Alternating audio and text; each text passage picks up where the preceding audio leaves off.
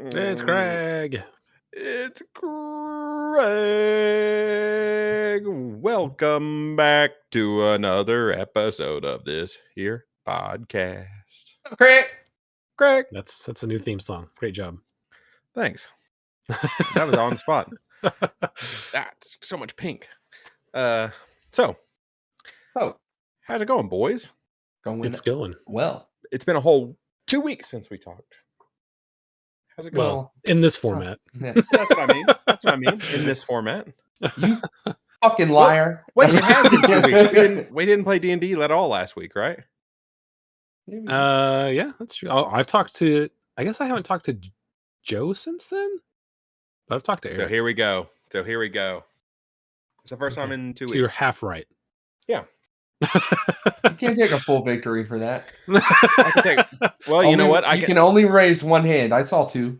I can take a half a victory, just like I can take half a victory on this OGL news happening. I think we can take a full victory on that. Hey, I'm not taking a full victory till I see a legal document that has all the things they said were going to be in it. Well, they're not going to give you a new legal document. They're saying they're not doing anything new. They're going to stick with the old one. Oh, are they? I thought that they said that they were. They're adding the something to the SRD to the Creative Commons license, but that's okay. They're sticking. But they haven't done that yet, right? They haven't officially done that yet. Anyways, you got to be happy, right? Like they listened. I don't have to do anything. No, I'm just kidding. It's their motivations. Did they listen because they were like, "You're right, everyone," or did they listen like, "Oh, geez, everyone's bailing on us"? They listen for the reason that you're thinking, which is either way, we got what we wanted. They were like, "We listened to community down feedback. with the system. Fuck them." No, there goes our monetization. Yeah, I don't know. I don't know if it's. I mean. You know what? I think it's a solid 3/4 of a victory. I'll go a little more than half. Yeah, it's good. It's great. I don't know. It's damaged, right? There's no like walking back, not responding for the first like 2 weeks, and then being like, well, psych, here's an even worse version. Yeah, that's the way, right? Like, yay, we won. I guess, but why did we have to make this fight in the first place? Yeah, so now like there's some trust eroded Isaac, there. That's why. There's trust eroded there, so it's never going to be the same. I got no trust eroded at all. Feel good about it. Joe's feeling good. Feel great. I am. What I wanted to happen happened. I win. We're clear. Good. So here's the question. D&D. They've walked all the way back on yonder OGL. Let's say Critical Role. I know you guys are big Critical Role heads. What do they call it? Critties? Is that what you guys are called? Critters? Critters. Right. Sorry, I knew it had to be something like that.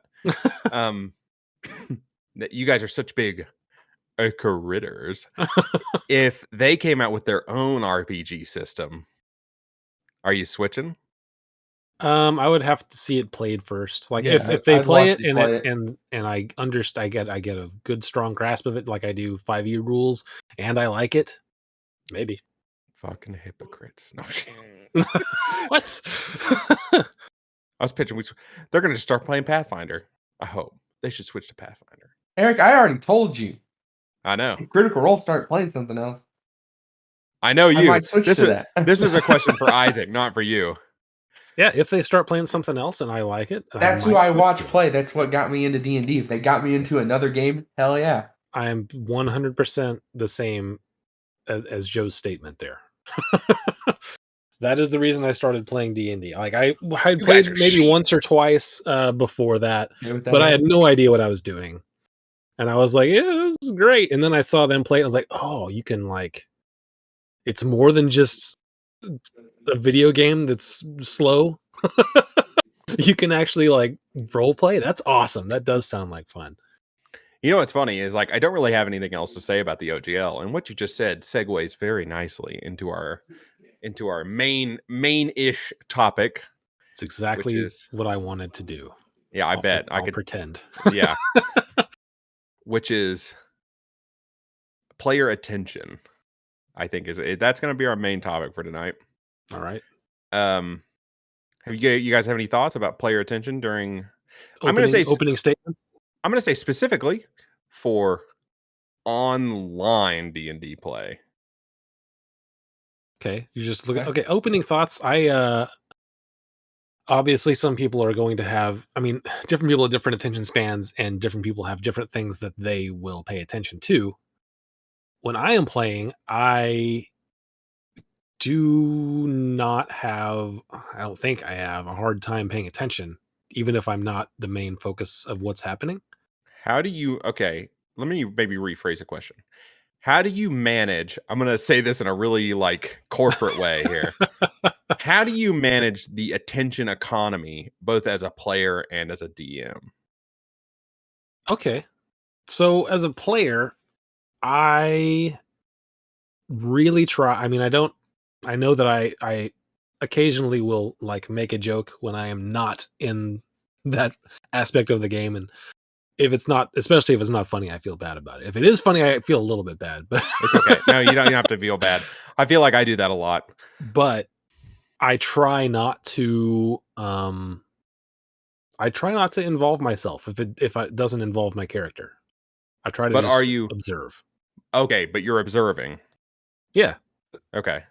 Joe, what about you? What do you got? Well, if I'm playing, I have set times. I know whenever I can not pay attention as much, or I vary that. Especially if one person's last time we played, you were off doing your own thing, scouting around. Everything was on you. My character wasn't there. That's where I might look at my phone for a second and look back. But that's because for me, it helps me stay in character if I don't hear what's going on because I'm not there. How often would you say that your sidetracks cause an issue in that your name has to be called multiple times for you to understand what's going on? That has not happened to me yet. It's happened 3 or 4 times to me. Eric, feel we know it's happened. Yeah, dude. I've noticed it more recently, which is why I wanted to talk about it, which is this man, when I played in person, it wasn't as hard, right? It wasn't as hard to stay engaged with the game because while someone else is focused on something, you can have a cheeky conversation with the person next to you. You know what I mean? Yeah. Or in what we were talking about in the distractions in combat episode, which is someone else's turn's going and you're like, hey dude, check this out. We're going to do this. We're going to plan this. We're going to go. I don't know if there's a way to really do that with online, because the way that online chat systems work is, everyone's talking at full volume all the time. You know what I mean? Yeah. You can't whisper to the guy next to you. You can send them a message in Discord. I guess you could, but it's not quite the same as being able to just But it's a compromise. I know it is. I know. I hate it. Yeah, we talked about that before, in our differences between online and in person. That is the biggest disadvantage to online, is that you can't talk. You can't have a side conversation. It's not available. You just I find myself I am a person who is all or nothing. If it's interesting and I'm engaged and I'm 100% engaged the whole time. And whether that's engaged just listening or engaged playing my character or even just making funny jokes about what we're doing in the moment. But as soon as it stops being that, I have such a short attention span where it's all right, well, I guess I'm just gonna, and it's worse because I'm sitting at my computer, which is I could just go, I'm sitting there for a while and I'm like, well, I know it's not going to be my turn for a little while, so I'll just open this web browser down here and I'm just going to watch some videos or do this other thing. And then someone goes, Eric, and I'm just like, Eric, and I'm like, oh, yeah, sure. I hit that guy. I hit that guy. That's why you picked the barbarians. You could just go, I'm going to hit. I don't have to think about it. No spells. Just hit. I hit that guy. I hit that guy. What else do you do? Yeah, I don't know. I I don't know. I enjoy watching enough that I am just down to watch other people do their parts. And then clown. it also sort of allows me to take initiative if I see that they're doing something that, because you can't always roleplay every aspect. Like, if I were to completely not know what anyone else was doing during the times that I wasn't there, and say for instance your character goes off and does something that my character doesn't see, but it's like heartbreaking for you, whenever I come back, if I'm not paying attention and I look over at Joe, who's just had a heartbreaking thing, but it's still just Joe, it's not his character, right? Yeah, I can't look at Joe and be like, oh, your character is heartbroken. But if I hear that conversation, then I can be like, does he look okay when he comes back? do you feel like you're a dick if they have like this big moment and then they get back and you're like, so what happened? No, I don't feel like a dick at all. I think that would be a normal question if you looked up and your buddy was all sad. No, like I'm saying, if you were standing there the whole time watching the whole thing unfold, ostensibly, like your character is there, you know what I mean? And then the whole thing unfolds. You're not really involved in it. You're not saying anything, so you're just like half paying attention. And then they get done, and they're like, we really got to act on what just happened, and you're like, so what? At that moment, I just let my group decide on something. And I go, let's go with that. Yeah, I don't know. That isn't a thing that I've had to do, so I don't know. You've never once had I've never had that happen in a big moment like that. I have lost. I have. Okay, so the thing that I've done is whenever, especially like when Michael's explaining a big bunch of something, I will accidentally focus in on one thing that he says and start running variables on what that means to a particular part of the story. And then he'll be like, and then this. And I'll be like, wait, what? Yeah, I've done that. I've done that before. Sorry, I was focused on something else, but it's still pertaining to this story. It's just, there was one thing you said that I think might be important. But what else did you say? I missed all the rest of it. that thing where if you're not paying attention when someone's doing like a solo thing and they come back and they're like, so all right guys, here's what happened on the scouting mission. And then the person goes, and then I tell them everything I just saw. And if they weren't paying attention, It's like, why don't you give me a rundown? That's the other benefit to just paying attention always. So what do you think? What do you think the solution to this is? The solution to like keeping people engaged enough that they're not completely distracted? I mean, the best solution is just to be able to involve every character always, but that's not possible. So I think it's like a time mitigation thing, right? Even if someone is like the balls out, standout character of the moment, you still have to like step away after like a few minutes and be like, so what's the rest of you guys doing? You know what I mean? Yeah, absolutely. I think shooting a little question. It's hey, not, what are you doing? I don't always succeed at doing that, but it is something I try to do. Especially if the other characters have things that they are like, okay, you guys have the day. What are you guys going to do? Well, we're going to go over here. Well, we're going to go over here. I try to at least split those up and go back and forth between those things they're doing. But it's easier in that situation because that situation, like, that's the way that situation presents itself. Yeah. Yeah. It's definitely harder when it's like, well, I got to go I want to go do this thing. Everyone else is like, I'm just going to sit here. Like, okay, I guess you're going to sit there. We go start doing the other guy's thing. And then I come back. How's sitting there going, everyone?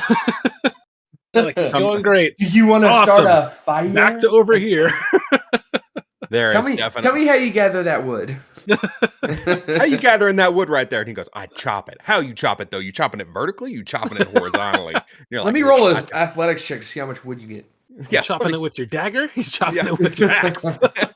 An athletics check. Yeah, let me do an athletics check for the chop and a dex check for how you're going to stand up the wood. Yeah, you got to start doing that, dude. Then I'd be into it. I'd be like, I cut this wood so fucking good.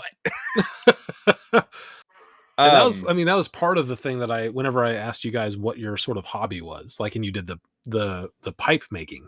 Yeah, my idea there was to combat that. Attention. It was better than nothing because there has definitely been times where like I'm a veteran yeehaw D&D player, you know what I mean? So I can see it coming from a mile away. I'm like, here comes yonder character episode a week in advance. And I get there and then they're like, all right, time for the epic story of Jingle Bopper. And I'm like, and you go, what are you going to do, Eric? And I'm like, nothing. Now you can be like, I'm making a pipe. Now I can at least roll every now and then. But I'll be like, yeah, I'm just going to hang out in the tower or whatever. And then I'm like trying to do stuff with my, like, look for parts for other things or do stuff with the car. Or my favorite thing, the thing that has kept me engaged more than anything else recently, is having the DM controls. And like putting cameras on buildings and stuff. Every time we play, I put a CCTV camera now somewhere on the map. I hide them in trees.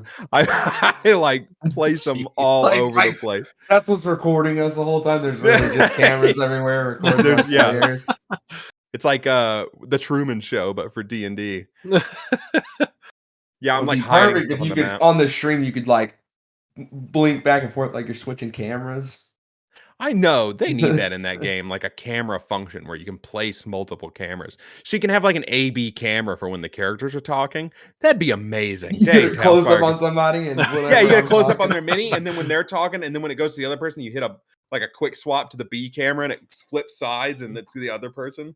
Oh my god, that'd be great. Can you imagine how long that would take to set up and control the whole time? You'd have to have a team. No, yeah, you would.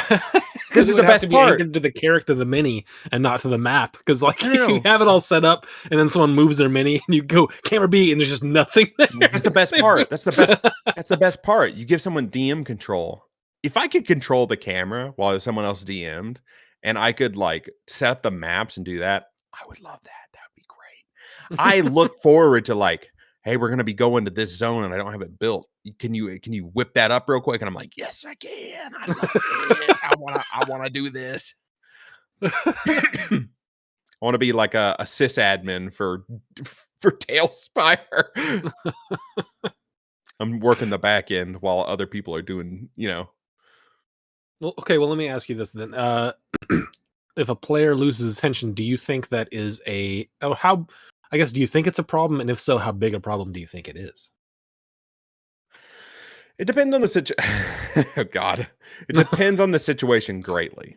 If it's a role-playing thing and everyone's supposed to be paying attention and someone's just like staring off, wide-eyed deer in the headlights, it's like, hey, buddy, tell me what happened in the last minute and a half. And they're like, I don't know. And you're like, maybe pay a little more attention there, boss. Call them out. But if it's like a combat situation, sometimes like long, boring combats are like brutal. That being said, if you're a caster, you need to be on that shit. You got to be figuring out what you're gonna do. Firebolt. I firebolt. That's like the responsibility of playing a caster. You have to stay focused, so you are ready to go when it's your turn, and you're not going, okay, what spells do I have? What does that do? What does that do? That's what I like. Honestly, that's what I like the most. Come on, dude. That's what I like the most about playing a caster is when it's not my turn, I have something to do. Whereas when I'm playing like a guy who punches stuff or a guy who hits stuff with an axe or a guy who clops people with his hooves, I'm just like, I know what I'm doing next turn.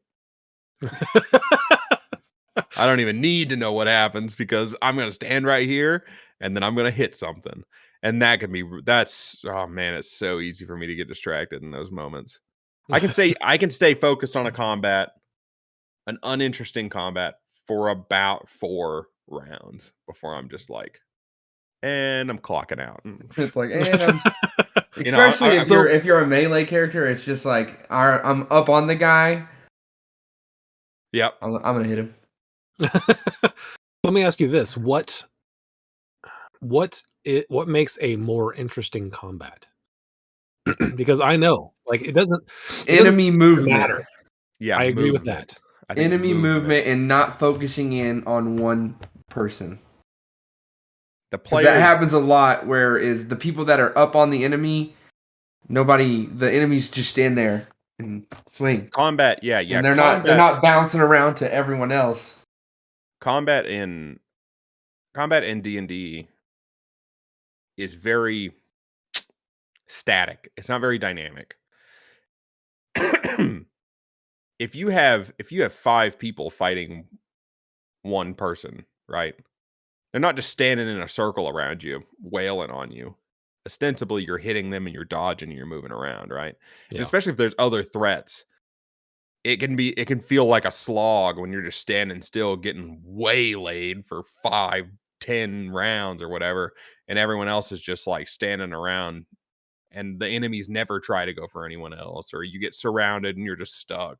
And it's like, okay, not only do I not have to move, all I have to do is swing my axe and I'm done, or swing my I think fist and that's the I'm done. thing where it's kind of like, don't play it how it would really go in real life. Play Play it it like like a a movie. Yeah, play it where like it's a just movie. like enemies swarm and go around you and go to your buddies and you. If there's like multiple things, Watch a instead of bunch of like storming the gates, how many like really cool kung fu movies have you seen, Isaac? Not very many. You ever seen The Raid? Nope. What a crazy ass movie. A lot of big crazy fights. I've seen Or Old Boy. I've seen like what a great. I don't even know if I've seen any actual kung fu movies. Like I've seen some of those 80s fighting movies like Bloodsport. Quite a few kung fu but movies are 80s.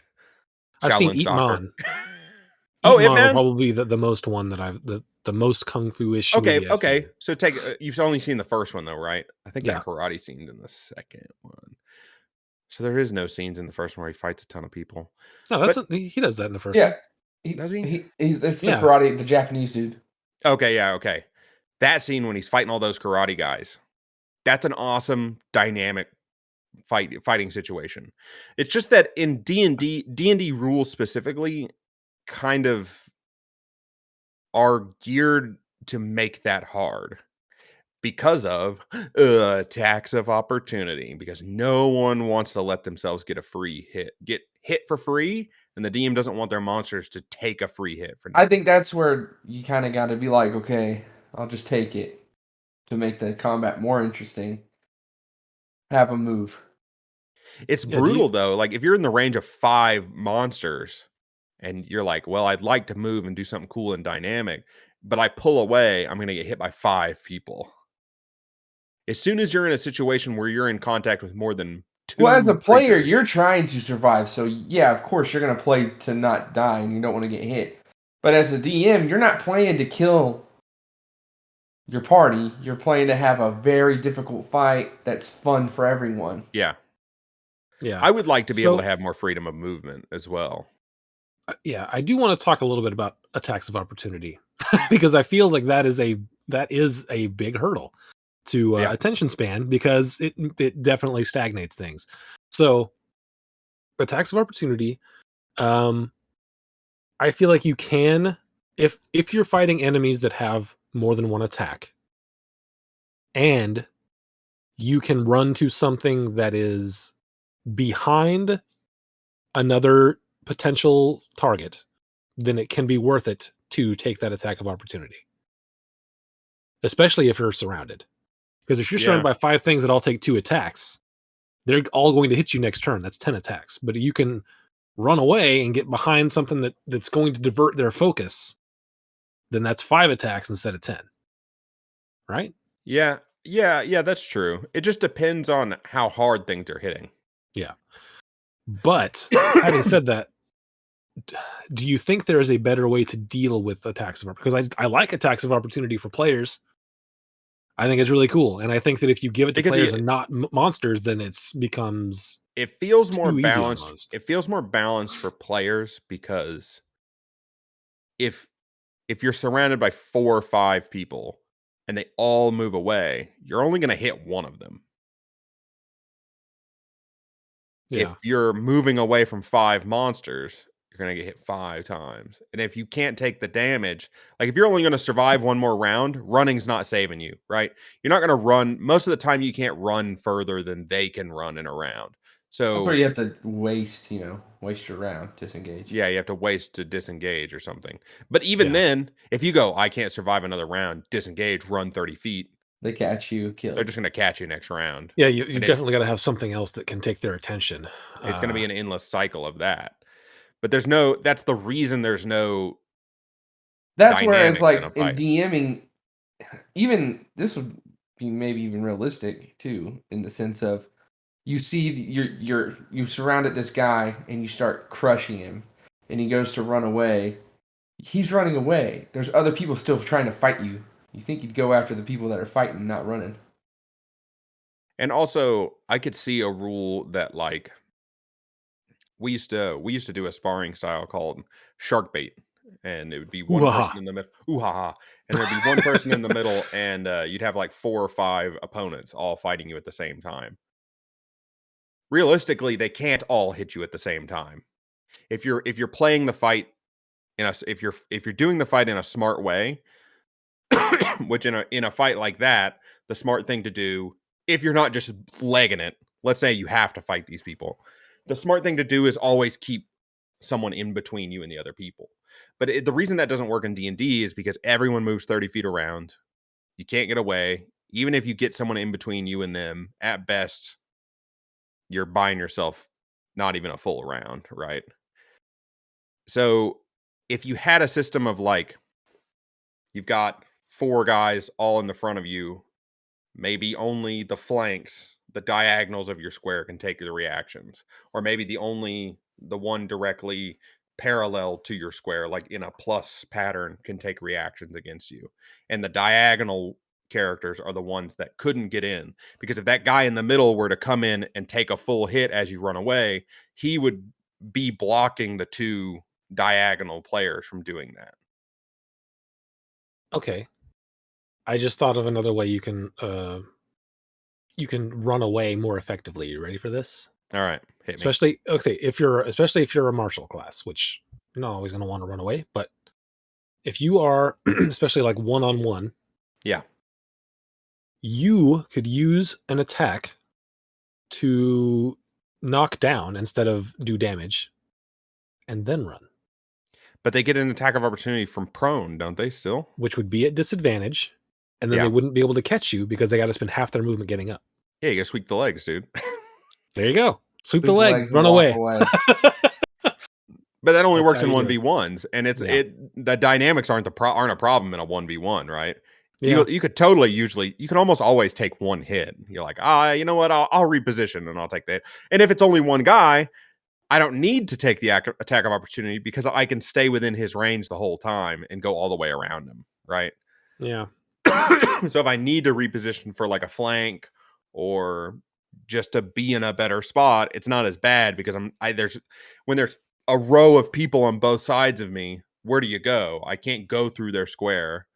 I can't maneuver in any way. If I back out, I'm taking all these hits and it just like grinds the whole combat to a halt. That's the deadlock of melee combat. I think the moral of this story is that you always take Fey touched so that you can bonus action Misty Step away.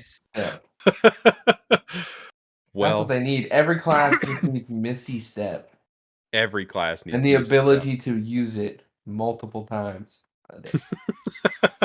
Proficiency bonus times a day. Because I also know how bad it is. Your mic? What? Oh, you're good. I also know how bad it feels to like, if you're a martial class who only hits things and that's the only thing you do, it sucks to give up a whole round to walk back. And unless you move more than 30 feet, is it even worth it? Yeah, I don't know. It's like my horse guy. Yeah, you know what? I could take a couple hits and I could run 60 feet away in one round. I mean, I moved like 40 or 50 feet around. It was no problem. People couldn't catch me. But most characters aren't in that position. I got a quick fix for all this, man. Yo, hit me. We'll all just play Aarakocras. And we'll have the high ground. All the time. Tumbling through people's squares, that's not in 5e officially, right? We talked about this so many times. I think it is.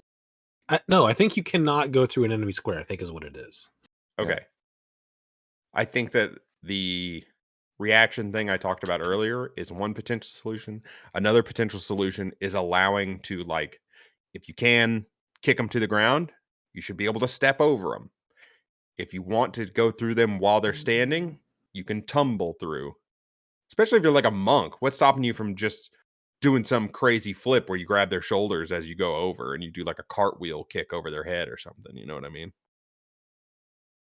Yeah, let's see. You can move through If a you're one non-hostile size, creature space. In Conquest, you can move through a hostile creature space only if the creature is at least 2 sizes larger or smaller than you. Remember that another creature space is difficult terrain for you. how often does that happen? 2 sizes. That would be if it depends on if you play a small race, then it happens more often. Like especially if you're what is it? The halflings can move. I think it's only 1 size if you're a halfling, something like that. I'd have to look. Maybe. But yeah, it's a problem. Combat can definitely stagnate, which causes attention problems. Yes. That's a big one. For melee, as a ranged, it's like a caster or something, I have a lot more options. I'm not close. I can move around more freely, and I can try to keep distance between myself. I can essentially kite the enemies. Yeah. It's Casters, just I mean, for the and tank. casters are generally more adept at doing that because they have spells. And hunters. It kind of works Ranged out, rogue. And rogues don't have to worry about it. but they can bonus action disengage. They can bonus action disengage, my guy. And I mean, maybe that's part of it. You like bonus action disengage. You get that once per long rest, or you know what I mean. Every class could have that occasionally. There's Yeah. there's a lot of potential solutions that I'm just trying to toss out there. Try to solve this problem. Yeah, I'm trying to think because like you can always just action disengage, but then you're right. Most things move the same speed, so you can't. So unless you have something else to divert attention, that's what you need. What if they made you could use your reaction to disengage? I could deal with that. Yeah. You can I just could use waste my your reaction. waste the reaction, because that doesn't get used a lot anyways. And actually that fits into my philosophy of reactions are kind of boring because they don't happen super often. Because no one wants to take that free hit. Use a reaction to disengage. And sometimes it's just about repositioning a little better. If you're surrounded, but you can back yourself up to a wall, or you can get yourself into a corner, you're gonna still get waylaid, but only by 3 guys instead of 5. That's what they tell you in fights. You're like, if you're ever in a fight, Make sure you get back up into a corner. Not in a real fight. I wouldn't recommend that in a real fight. But in a D&D fight, that makes complete sense. Yeah, I don't know. You could gain the high ground. So what? Okay, so what do you do? We kind of talked about some of the things that I do as a DM. What do you think as a DM you should do? I think I would just try to implement. Attention. Oh, for player attention outside of combat? Yeah. Or in combat, if you have specific ideas, more specific ideas. Well, in combat, like I said, movement. Don't focus in on like, okay, the melee guy ran up to me first. Guess he's number 1. Smack. Yeah, smack. If a guy's getting shot in the back 12 times, he takes 7 damage from this guy with a sword that's on him, but he's taking 14 from a firebolt to the neck. He maybe turns. goes, you know what I mean? Smart. He's like, ow. Maybe take out Shrimpy over there. Yeah. Oh, that guy's healing everyone. I need to focus on that guy because I'm doing nothing. More dynamic movement in fights. Just not focusing in on one thing. That's a double-edged sword, though, right? Because if I'm gonna run, it as a metagame a fight, I'm gonna be like, take out those guys that don't have any health first. But you're not metagaming, right? That's not what we're saying. It's not like you look at the battlefield as the DM and you go, well, there's a wizard over there and a fighter right there and this guy over here. If I split my guys this way, I can take them all out instantaneously. That's not how it would go, really. Almost just do a roll to see who you go for. Yeah, because they're just dividing up attention. If the big fighter guy runs in and 3 people hit him on the first round, he's only going to hit one guy 2 at best. If the other one gets hit with an arrow, he peels away and goes attacks them. If he spots someone getting healed, maybe he's like, I got to go take care of that. You know what I mean? Instead of, that guy's getting healed. I got shot in the neck by an arrow. I got hit in the back with an icy spike of death. I'm just going to stand here and eat that so I can hit this guy one more time. Yeah, but that's kind of what I'm saying. Like, if you go after the healer, it's going to be a bad time, I feel like. I think that's on the players to protect the healer. Yeah. Not only is it a protection thing, it's a positioning thing. And that's another that increases the difficulty if that is the way you play it. Like, okay, I see that guy's healing and that guy's using magic. That's who I'm going for. Your players are going to grow and get better because they have to figure out ways to defend their teammates and not just go for an all-out brawl. Yeah, where you're just locked in. You look at, you go, okay, here's 10 guys that are only going to take 2 hits each. This is just going to be a 5-6 round like bar fight where I stand completely still. The dynamics of moving the characters and moving stuff around gets the players engaged and like, oh, well, crap, he's coming for me. I better cast this spell to maybe this time if I use that illusion magic that I never use, I can distract this guy, or maybe it never works. It never works. Maybe they come up with a creative way. It's also about, and we talked about this before in another episode, which is like it's awarding creativity, right? If someone's getting run at, maybe they, and like a caster, you can cast cantrips as a reaction, can't you? If you have Warcaster. If you have War, that's it? Yep. Bummer. But maybe there's a way that they can use a spell to trip him and knock him down and do the same thing that a fighter would do, but without using their strength. And it allows, rewarding that kind of gameplay gets people more invested in fights, because some people are not interested in fights the way I'm usually interested in a fight, especially. Some people want to do the role-playing part of it. As far as the fights aside, I think we pretty much covered the fights. Everything we've just said, I feel like that pretty much covers what you can do in an online setting to make the fighting a little more interesting. In person, if you're playing in person, if you're listening to this and you're like, well, I play in person, you don't have to worry about keeping everyone engaged all the time, because they'll keep themselves engaged when it's not their turn. Hopefully. Because you have nowhere to go. For one thing, you have nowhere to go. You're sitting at a table with all your friends. You're not going to get up and leave. You know what I mean? Not my turn. See you guys later. You're not going anywhere, but there's still people out there that are going to be on their phones when they're playing. No. Here's the thing.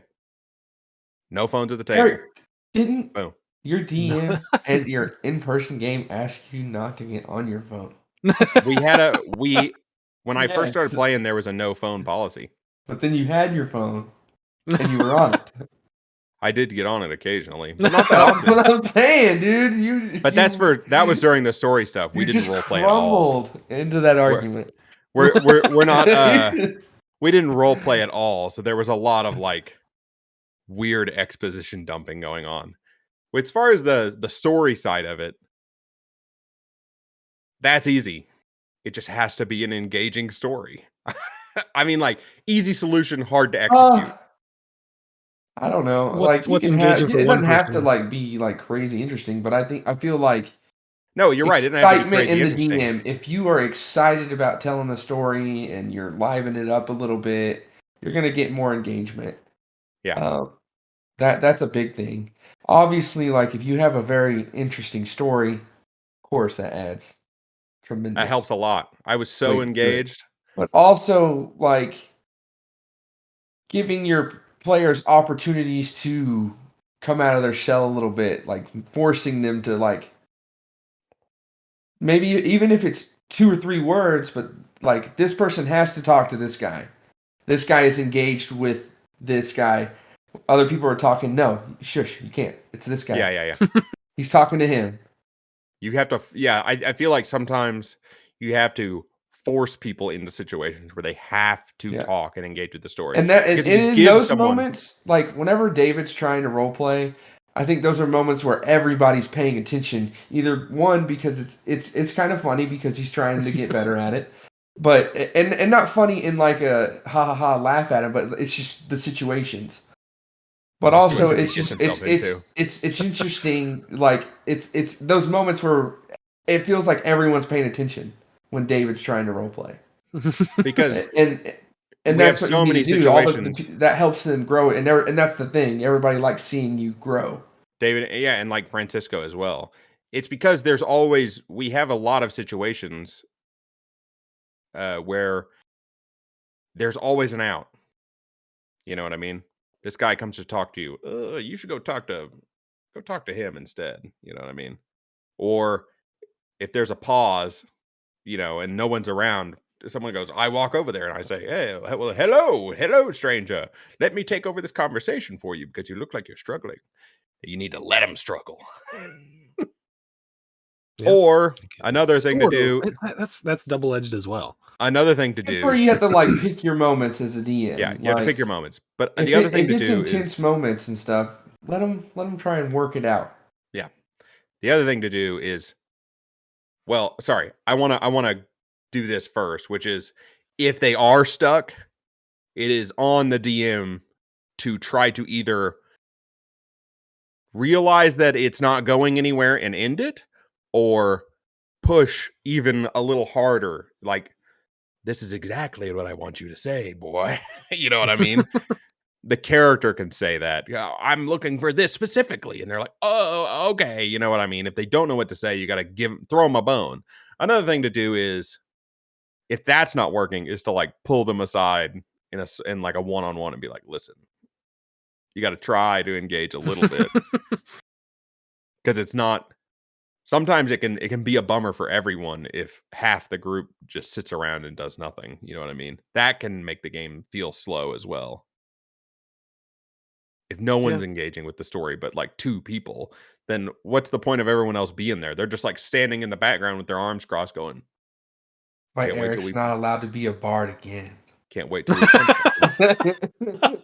what you talking about? I was a great bard. I'm just messing with you. I was evil.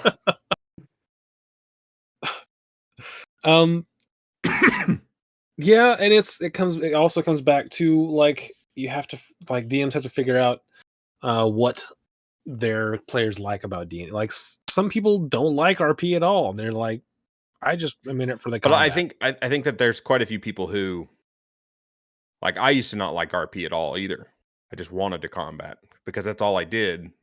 It's the experience. It's being forced into situations where I had to pick it up and be like, okay, well, if I don't say anything, we're not advanced. The story's not going anywhere.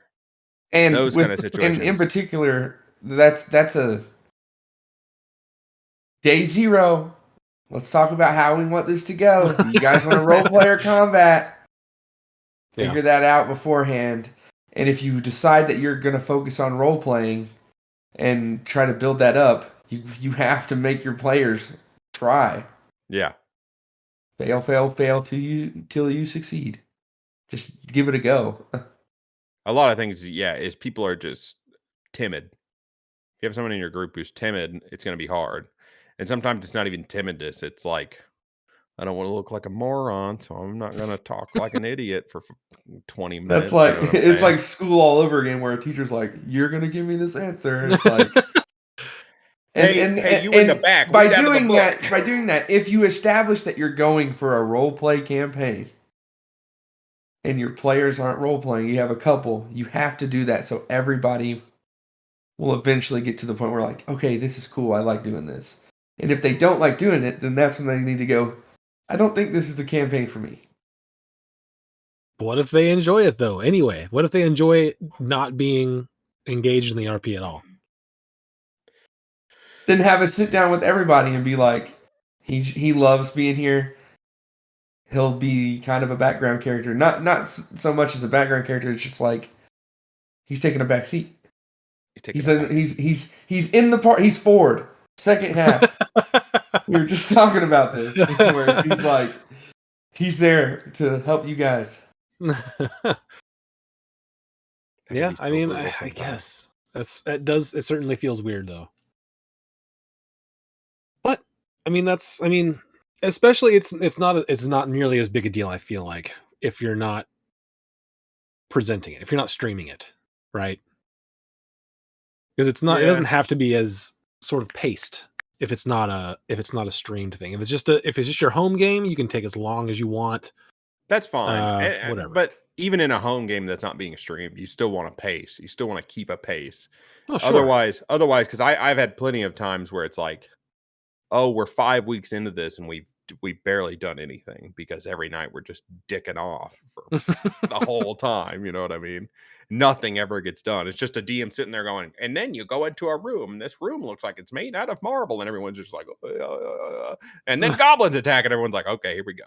It's like, yeah, you fight one thing of goblins, and like you wasted a 4-hour session on 5 goblins and a bunch of exposition that no one listened to. But the flip side of that is, while I haven't watched a lot of Critical Role, don't they kind of chat amongst themselves even when things are happening? Absolutely. Yeah. But that's, again, they're in person. Because they're playing in person. Yeah. And such a hard thing. That does help so much because you can bounce ideas off of each other without interrupting. So and then you go, oh, it could be that. And then you say it. And then it's a thing. Yeah, and then it's a thing. Yeah. Man, I miss in person. I miss it. I miss it dearly. I'm just going to start messaging you while we're playing. You should. I'm just like, dude, we need a blah, blah, blah. Discord needs a function where you can like right click on someone and hit whisper to, and then only they can hear you. That would be incredible. That would be amazing. Yeah. If I could have a channel or like a call where everyone had a hotkey, and if I pushed their hotkey and talked, only they could hear me, that'd be great. It like played a tone to set that up. Does that just solve all our problems right there? Dude, if there's an add-on, I need to look into this. I hadn't even considered that. Yeah, if there's a plugin for Discord that would allow I will download that. That would be incredible. Mewtwo for everyone else. It plays a special tone, bing, and they're like, "Oh, I know someone's talking to me," and you're like, "I don't even want it to play a boom." Well, that might get confusing if doesn't. People were talking and you just went, "Joe," I'd be like, "What's up?" But if you forget to hit the hotkey and I go, "So, what do you want to do on this next comment? I think we should do this." And then to everyone, you go, "Hell yeah, I'm going to run over there and do this thing." and everyone goes, "What are you talking about?" I guess, yeah, maybe it like takes you into the... Just the Discord sound. Whoop. That little like, the or maybe like, if you click on somebody for 10 seconds, you can only hear, you can only communicate with each other, but you can hear. I need to see if there's something like this. Is there some other chat app we could use for that? That'd be incredible. But anyways, here we are. that could also be quite distracting though. Because for the same reason that we talked about earlier, you can't the side conversations are still full volume. So if your DM's trying to like tell you something, but if the DM doesn't hear, but he can see your face and you're like talking to no one, and then someone else in the group's like starts talking to no one too. Like, I know what's going on here, guys. That's just turn off the video. Because if you were at a table, attention to that man behind the curtain. If you were at a table, you wouldn't be able to see everyone all at once. I will say, if we didn't have cameras, it would be so much harder to play. I've been in a campaign like that. It's rough because you can't see faces and you can't see emotions when things are happening, and you're just like, I would throw out one-liners and people would be like nothing for a second. Couldn't see anybody like starting to crack a smile from it, and I'm like, ay, ay, ay. I would imagine that having no video would exacerbate the attention problem because there's nothing to even look at that's going on with you. What's happening? They need an auto fade feature where like when you're not talking, your camera goes out of focus. You know what I mean? And then when you talk, it focuses back in. I tell you what would also be really nice if we could go into like a cinematic mode in Tailspire where Michael has control of all of our cameras, and that's the view where we see everything from. That would be good too. That's what I was saying about controlling the camera earlier. I wish that sometimes I wish that for the narrative parts of it, someone could control my camera. Because sometimes, even just being in Tailspire, if I'm not being actively talked to, I'm like taking my camera on like a wild ride through the trees and going, I do the woo, same woo, thing. woo, woo, woo, just trying to dodge all the trees. And then I turn the camera, whip pan it back around, and go back through the forest again. And I'm like I'm driving a TIE fighter through like a forest, and I'm going woo, woo, woo, woo, woo. And then I pop out the other side, and I was like, sick, didn't hit a single tree. Let's try that again. And I turn around, and in the background they're going, oh, my mother just died. And I'm like, woo, woo, woo, woo, flying through the trees and like swinging the camera around and like oh my god. My secret's out. That's what I do when I'm if I'm not browsing the web, I'm just like dodging rocks and trees with the camera like I'm flying a spaceship. I 100% believe that. Honestly, the stream should just be from my perspective. It would be incredibly interesting. Also, sometimes when you guys are talking on my camera, I'll like do dramatic zooms into people's faces, and I'll try to find like windows. If we're like in a building, I'll find a window and I'll be like, there's a grate. Can I get the camera to go right through the grate without touching it? And then I'll like, can I go real slow? And I'll really slowly zoom the camera through the window and then like pan it down real low and come in close. And I'll be like, that looks sick. And I'll do it like 10 times in a row just to see if I can get it perfect. And I'm like, and then I like have this realization. I'm like, I'm doing a lot of work for nothing. It's for your own satisfaction.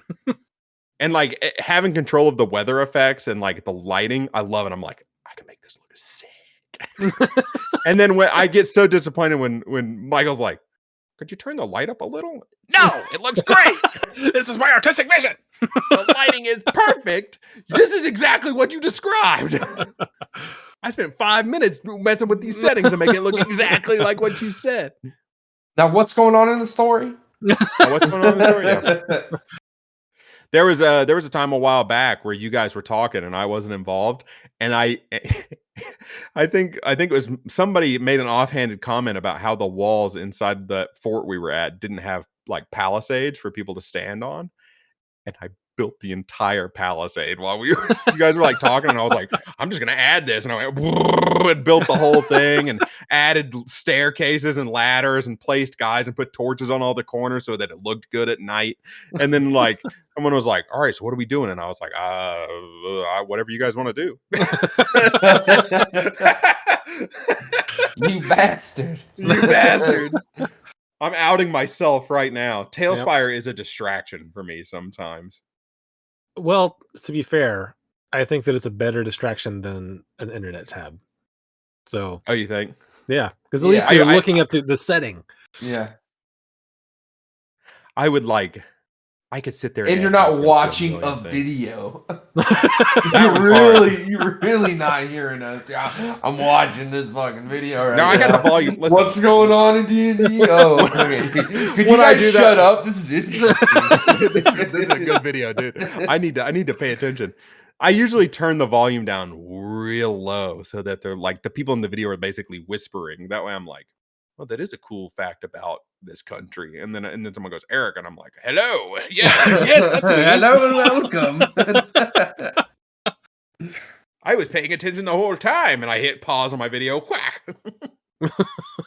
I've done that a million times. Yeah, give me DM control and say, we're walking to a tavern next. And if you don't have that planned, I'll build you a fucking tavern on the spot. Why don't you just build a whole bunch of maps?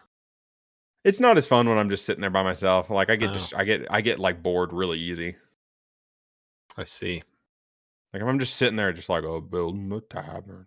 Plus, it's like I'm just building random garbage. If someone goes, it'd be awesome if I had a crazy chapel with all these things. That'd be sick. I'd be like, all right, I can get behind that. That's a clear vision.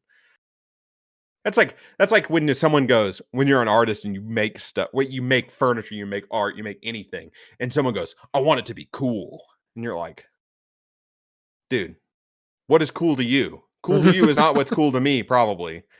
Like, I want it to look sick. Okay. In what way? Like in a Skulls and Fire kind of way, or like a modern kind of way. I need it or to like, look sick, bro. I need it to look sick, bro. I want it to be sick. What does that mean, dude? It means I want it to be sick, dude. Is that like an industrial shock and awe, thing? bro? Shock and awe, bro. And then like they're like, just do whatever you want. It's gonna be sick. And then you show it to them, and they're like, this isn't what I thought. I really kind of wanted pool balls flying through the air with wings on their back. And Why like, didn't why you didn't tell you me just that? say that? Why didn't you just say I want an 8-ball that's on fire and has eyes on the front of it and has wings sprouting out the back with a tail and eagle claws and an American flag in the background? Just say that. If it's in your head, just say it. This is a completely unrelated to D&D rant, but yeah, but that's your favorite thing. But yeah, it is. if you do want me to build something and you have a clear vision, if you say tavern, I'll build you a tavern. That's easy. That's ambiguous. But if you want a wizard's tower, do you want one wizard's tower? Do you want one big long shaft, or do you want a few little ones, or do you want a castle with like a tower in the middle? Be clear, people. All I'm saying, if you got nothing else out of this video, and you're thinking about hiring an artist, have an idea of what you want. Like even the faintest of ideas. Scribble something on a piece of notebook paper and hand it to me. I'd have a better idea of what you wanted. Just anything. Anything. I'm doing a thing and I need it to be sick. Thanks. Doing a thing. I need to be sick. Okay. Yeah. You got any colors in mind? Nah, any color will work. I hate you. You become Wario. Oh man. Well, I think we're at the end of this. I just ranted about not even D&D crap for the last 10 minutes. I'm sure I'll hear about it. I'm sure I did. I loved it. I'm sure I'll hear about it on in the chat on next time we play.